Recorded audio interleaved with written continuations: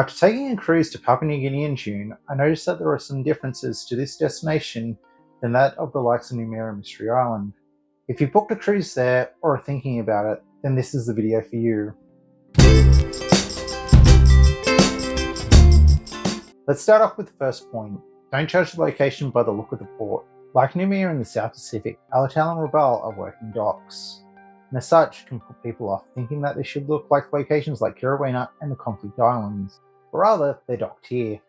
Also remember, unlike ports like Noumea, which have been built up around them, these locations are still developing. To really feel and see the locations, you really need to take a tour. Like most cruise locations, the best way to see and get a true understanding of the area is to take a tour, whether it's cultural or historic. While Alotau has the Alotau War Memorial Park, which was a great place to see the history of the area, I felt at the end of the day, after only going there, that I didn't even scratch the surface of what the location had to offer, and I wish I had actually done a tour. I guess I'll just have to have a look at the area again. Stay in tours or on the main roads. You might hear stories about Papua New Guinea being dangerous, which is a shame. After all, any location has a degree of danger. Any cruise line for any location that they go will weigh up the dangers of going, even when the ship has arrived. They're not going to take you to anywhere that they're determined to be too dangerous. If at any time this does worry you, trust your gut and stay or go back to the ship. If you do want to go out and have a look around, here's a few tips to keep you safe. Choose a tour through the cruise ships, as it's already been vetted by the cruise companies themselves.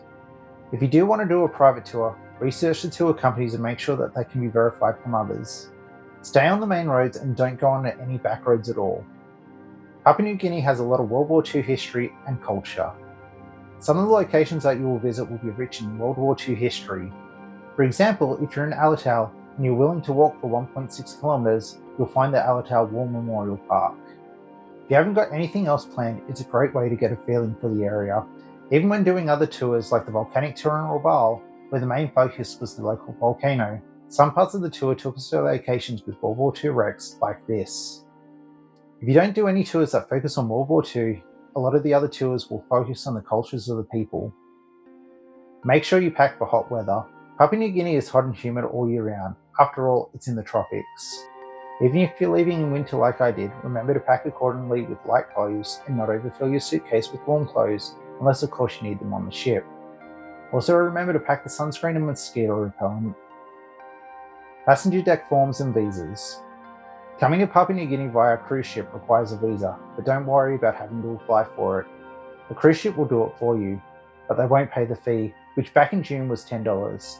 But remember, this could have also been changed by the time you see this. That fee was taken from my cruise account while I was on board. You will need to fill out something though before you depart, a passenger declaration form. Your cruise line will either email you or your travel agent to remind you. Don't worry if you've forgotten to bring it with you. They have copies for you to sign when you get there. Filling it out beforehand just speeds the process up. The local currency is the Papua New Guinea kina.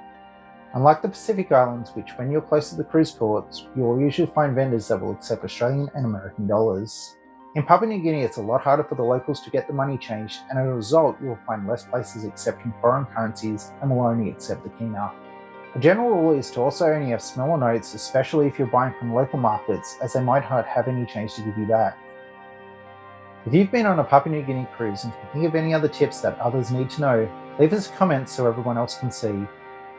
You can't donate whole blood for 3 years after returning. This isn't a tip for the location itself, but when you get back. If you like to donate blood, you won't be eligible to give whole blood for 3 years after your return. The risk for malaria is high in Papua New Guinea, and as such you won't be able to donate whole blood for 3 years upon returning to Australia. This includes anyone that decides to stay on the ship for the whole cruise. If you're like me and donate plasma instead of whole blood, you'll still be able to though. The Conflict Islands are a possible destination that you might go to while you're on a Papua New Guinea cruise.